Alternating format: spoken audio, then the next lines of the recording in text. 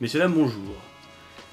Aujourd'hui, on lance une nouvelle chaîne YouTube avec un objectif qui est assez simple en apparence, mais comme souvent, c'est un peu plus complexe qu'il n'y paraît. En gros, depuis quelques années, on parle enfin d'écologie. La planète brûle, mais le but ici, c'est pas de vous expliquer les causes scientifiques du fait que la planète brûle. On le sait déjà, le GIEC le fait assez bien, enfin de nombreux autres médias le font assez bien, il y a beaucoup d'émissions, de podcasts qui parlent de ça. Non, le but ici, c'est de vous expliquer les raisons qui font que, alors même que cette planète brûle, on n'a encore rien fait. Le but, c'est de comprendre pourquoi on n'a pas grand-chose de prévu. Le but, c'est de voir qu'on a besoin de changer notre façon de voir ce problème. Pour la première fois dans l'histoire de l'humanité, on est face à un problème qui semble parfois nous dépasser dans son ampleur. Mais c'est aussi un problème que pour l'instant on a décidé d'aborder en s'arrêtant que aux discours scientifiques. Donc tout le monde se positionne autour de ces discours scientifiques. Ça veut dire que les politiques sont pour ou contre certaines conclusions, ça veut dire que les entreprises parlent de solutions techniques, ça veut dire qu'on s'engueule en société sur les échéances, on va parler d'avec quel argent est-ce qu'on peut financer tout ça. Donc la science, c'est sûr que c'est la meilleure façon de diagnostiquer le problème, c'est la meilleure façon de proposer des solutions, on est d'accord là-dessus sur le contenu du problème. Mais il y a un aspect qui n'est pas assez pris en compte, qui ne peut pas être laissé que aux scientifiques. En fait, si on remonte à la racine du problème qu'on a maintenant bien compris et dont on arrive à mesurer les conséquences, la question ça va vraiment être de pourquoi est-ce que on décide d'agir ou pourquoi est-ce qu'on décide de ne rien faire. Donc voilà, c'est à ça que va servir cette chaîne YouTube, c'est à ça que vont servir ces vidéos. Le but de ce projet, c'est de comprendre les rapports de force qui font qu'on n'a toujours pas bougé, alors que nos forêts brûlent, alors que la biodiversité s'éteint, alors que les êtres humains crèvent littéralement de pollution, du chaud, du manque d'eau, du manque de nourriture. Et accessoirement que ça ne va qu'en s'empirant. Donc pour moi, en fait ce qui m'a beaucoup frustré, et une des choses dont je trouve qu'on devrait parler et qu'on ne met pas sur la table, c'est qu'un des premiers enjeux de la crise que nous traversons, c'est d'abord celui de la répartition du pouvoir. Et quand je parle de pouvoir, en fait, ça veut dire les richesses, les capacités de décision, la répartition de ces richesses et de ces capacités de décision. Pourquoi est-ce que c'est important de dire ça et de redire ça encore et encore ? En fait, c'est littéralement avec la richesse que vont venir les possibilités de diriger. Et c'est avec ce pouvoir que vont venir les capacités d'empêcher ou de freiner les changements. Donc les changements sociétaux, les changements dans nos modes de fonctionner en tant que société, en tant que monde industrialisé. Ou alors c'est avec cette richesse et ce pouvoir que vont arriver les capacités à diriger dans un mauvais sens, ou dans un sens pas assez rapide, ou pas assez extrême, les capacités qu'on peut avoir d'évoluer et de bouger. Donc moi pour le coup, je peux le dire très clairement, et ça va être l'enjeu des discussions qu'on va avoir à venir, je ne considère pas du tout qu'on est tous dans le même bateau. Je pense qu'en fait qu'il y a une partie de ceux qui nous guident, qui ont décidé, qui ont accepté le fait qu'ils allaient nous mener droit dans le mur. Donc, avec cette émission qui s'appelle La Marge, on va parler d'écologie d'une nouvelle façon. C'est-à-dire que maintenant, le but va être que vous compreniez exactement de quoi on parle, que vous compreniez pourquoi est-ce qu'il faut absolument être énervé, et surtout, contre qui est-ce qu'il faut être énervé. En fait, dans la période qu'on traverse, être énervé, c'est utile. Dans beaucoup de périodes de l'histoire, il a fallu des gens énervés, des gens qui ont pris à cœur ce qui se passait, des gens qui l'ont senti dans leur âme, dans leur chair, des gens qui se sont sentis mal par la façon dont était en train de fonctionner le monde, pour que les choses évoluent. Alors, une fois que je vous ai dit tout ça, il faut définir les termes. Tout d'abord, qu'est-ce qu'un riche ? Depuis quelques années, on voit beaucoup de trucs qui claquent, de style les riches augmentent leur fortune les pauvres meurent de faim, gna gna gna. En fait, un très bon exemple de tout ça, c'est le rapport de l'ONG Oxfam, qui est une ONG d'analyse des inégalités dans le monde et de lutte contre les inégalités dans le monde, reconnue internationalement, qui va revenir sur l'augmentation des inégalités pendant le Covid. En gros, le principe c'est que la fortune des 10 hommes les plus riches du monde, elle a doublé pendant la pandémie. Donc ce qu'il faut garder en tête, c'est qu'il y a une forte différence entre la perception de la richesse, donc la façon dont on imagine que la richesse se définit, nos critères sociaux, la façon dont on peut voir la richesse dans la rue, la façon dont on va percevoir quelqu'un comme riche ou non.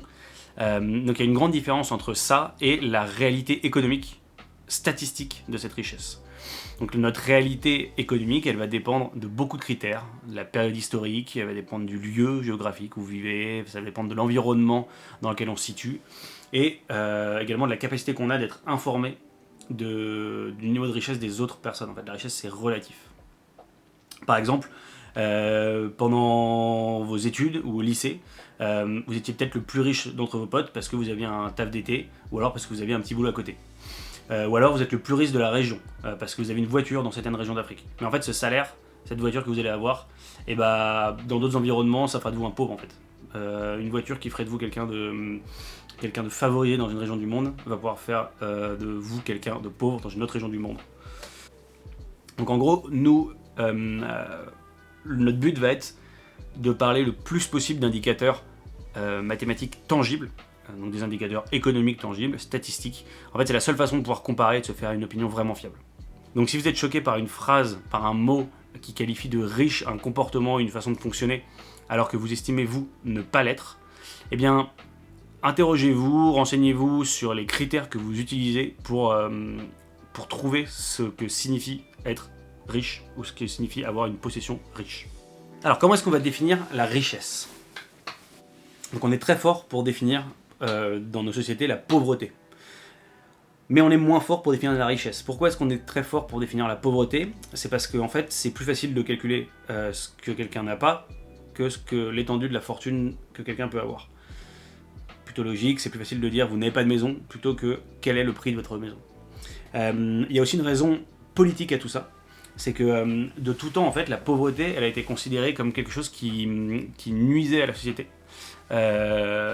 Ou dans le sens où il fallait la mettre à l'écart, donc littéralement bouter les pauvres hors des zones où habitent les riches, ou alors la pauvreté devait être traitée parce qu'elle était vue comme un problème pour l'ensemble de la société.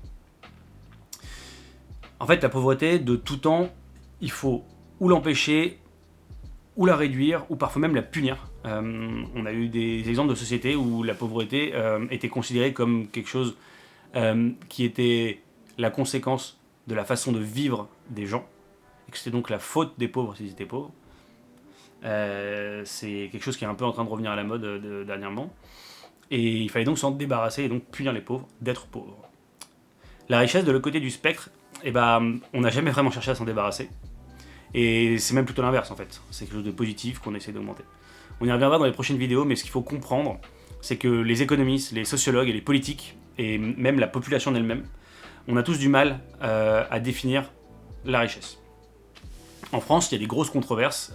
Un des organismes de référence là-dessus s'appelle l'Observatoire des inégalités.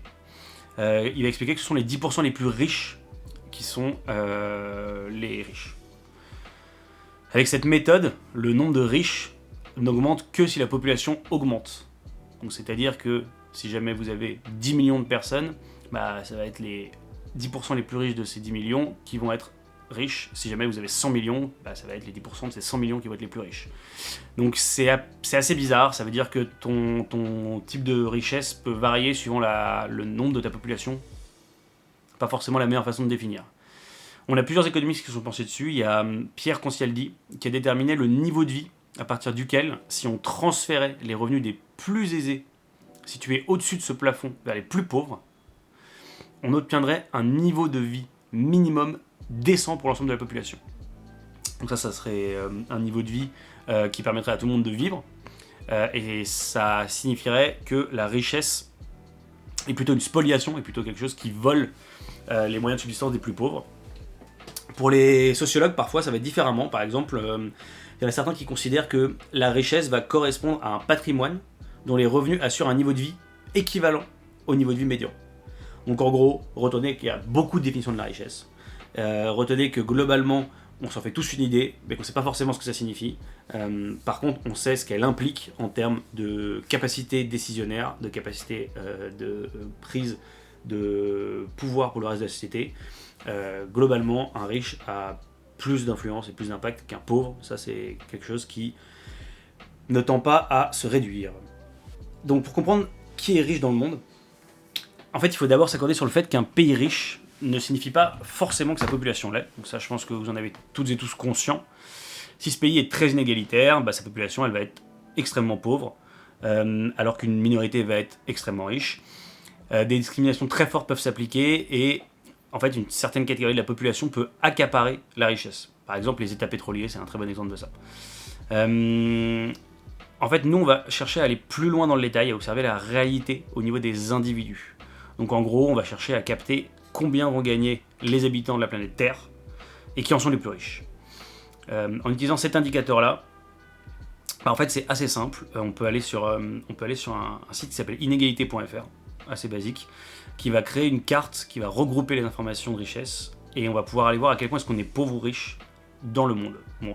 Si vous vivez en France et que vous gagnez le SMIC, vous faites partie des riches à l'échelle mondiale. Vous avez la même chose, vous avez un simulateur sur wid.world, de toute façon tous les liens seront en bas en description, sur le patrimoine dans le monde, ça vous permet de vous donner un ordre d'idée du patrimoine que vous possédez et de comment ça se situe sur l'échelle patrimoniale mondiale. Il paraît que voir des plus pauvres que soi, ça rassure, vous allez très potentiellement être rassuré si vous voyez ceci. Alors, qui sont les riches en France ? En France, on va utiliser la méthode de l'Observatoire des inégalités. C'est la méthode qui fait référence parce qu'ils ont fait un gros travail extensif dessus et leur dernier rapport est assez récent, il date de fin 2022, été 2022. Et ce rapport va s'intéresser à l'évolution de la richesse en France. L'Observatoire des inégalités en profite en fait pour rappeler leur définition à eux-mêmes de la richesse. C'est assez simple, la définition de la richesse pour l'Observatoire des inégalités, c'est 3 700 € pour une personne seule par mois et 5 500 € pour un couple sans enfant. On parle ici de net complet, c'est-à-dire que c'est littéralement ce qui atterrit dans votre poche une fois tout payé. Les impôts, les prélèvements, vraiment ce qui tombe sur votre compte bancaire. Avec ce calcul, on aboutit à 4,5 millions de riches en France du point de vue salarial. Alors du côté du patrimoine, en utilisant le même rapport de l'Observatoire des inégalités, c'est assez pareil. On va avoir 4,5 millions de ménages qui vont posséder à eux-mêmes plus du triple du patrimoine médian. C'est-à-dire qu'ils vont posséder plus de 490 000 €. Ça fait 16% des ménages français qui dépassent ce seuil de fortune. Et il faut savoir que 4% des ménages français sont millionnaires. Par rapport au début des années 2000, en fait, il va y avoir un peu moins de riches, mais les riches se sont énormément enrichis. Donc en France, voilà, le nombre de riches a stagné, voire baissé. Par contre, le patrimoine de ces riches et leur salaire a explosé. En gros, le patrimoine moyen des 10% les plus fortunés, en 20 ans, ce patrimoine a plus que doublé. Je vous laisse avec ce chiffre. Le patrimoine moyen des 10% les plus fortunés de France a plus que doublé en 20 ans. Je ne sais pas si vous imaginez l'ampleur des transferts financiers, économiques qui sont derrière ce doublement du patrimoine. Voilà. Alors sachez que l'INSEE, en gros, elle regorge de statistiques qui permettent de comprendre la répartition des revenus. Je vous invite vraiment à aller les voir. Pareil, les liens sont juste en dessous. En gros, c'est hyper simple. Si je vous fais le résumé rapidement, les riches sont de plus en plus riches en salaire. Ils ont un patrimoine de plus en plus élevé. En France, il faut comprendre que non seulement les riches n'ont jamais été aussi riches, mais se sont également de plus en plus éloignés du reste de la population, que ce soit en termes de revenus ou en termes de patrimoine. Donc la France crée des riches et crée des inégalités.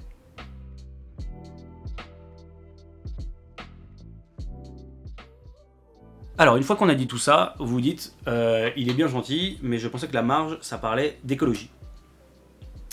Alors en effet, Là, on est simplement sur une émission introductive, dont le but est d'expliquer l'angle d'attaque de cette émission. En fait, savoir tout ce que je viens de vous dire pour l'instant, ça vous aide pas beaucoup à comprendre comment est-ce qu'on va s'en sortir d'un point de vue écologique.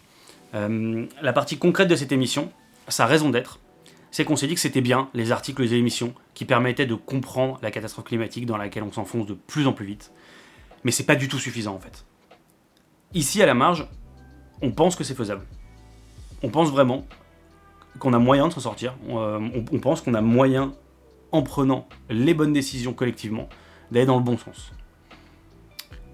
Mais il faut prendre le problème en fait par une lorgnette bien spécifique pour réussir à pouvoir prendre ces décisions. Il faut les prendre par la lorgnette des rapports de force. Ce sont des rapports de force qui font les choix dans lesquels s'engagent nos sociétés. Ce ne sont pas les scientifiques, ce ne sont pas simplement les petites discussions sur les meilleures façons de prendre une décision qui est déjà arrêtée. Ce sont les rapports de force en fait, qui vont diriger l'endroit vers lequel où vont nos sociétés. En fait, on ne va pas vous apprendre à faire du compost, on ne va pas vous apprendre à quoi ça sert de recycler sa bouteille de coca. Nous, on veut rentrer dans le dur. On va rentrer dans le dur des rapports de force. On va vous donner notre avis sur les grands sujets qui font le processus écologique, qui font l'empilement de problèmes, le torrent de bordel qu'on va devoir affronter dans les années, dans les décennies à venir. Et donc on va avoir des émissions qui vont aborder énormément de sujets, qui vont aborder le logement, la santé, l'éducation, les incendies, le transport, le travail, l'agriculture. En fait, cette émission, elle va vous permettre de comprendre où vous vous situez sur ce spectre. Ça va vous permettre de voir les enjeux écologiques différemment. C'est-à-dire qu'il faut absolument dézoomer sur ce problème pour comprendre d'où viennent les décisions qui vont façonner notre futur. Voilà, on espère que vous avez bien apprécié cette première entrée en matière. Le format va peut-être évoluer, il va être assez modulable dans le temps, suivant le type de sujet qu'on va pouvoir aborder. C'est d'abord une ébauche, donc n'hésitez pas à nous contacter ou directement en commentaire sous la vidéo ou directement dans l'adresse mail qui est inscrite juste en dessous. On va également créer une page Instagram qui va s'afficher juste là, sur laquelle vous pouvez venir directement parler avec nous. On est très heureux de pouvoir lancer cette chaîne. Le projet nous tient énormément à cœur puisqu'on pense qu'on a moyen en fait de donner un regard nouveau et de faire en sorte que les gens arrêtent de considérer qu'un problème aussi complexe que l'écologie puisse être autre chose qu'un problème entièrement systémique. On se revoit le plus rapidement possible pour un premier épisode qui va rentrer plus dans le concret d'une des problématiques écologiques qu'on rencontre actuellement, dans laquelle on va essayer de vous expliquer pourquoi est-ce qu'il faut être énervé et contre qui il faut être énervé pour que les choses avancent.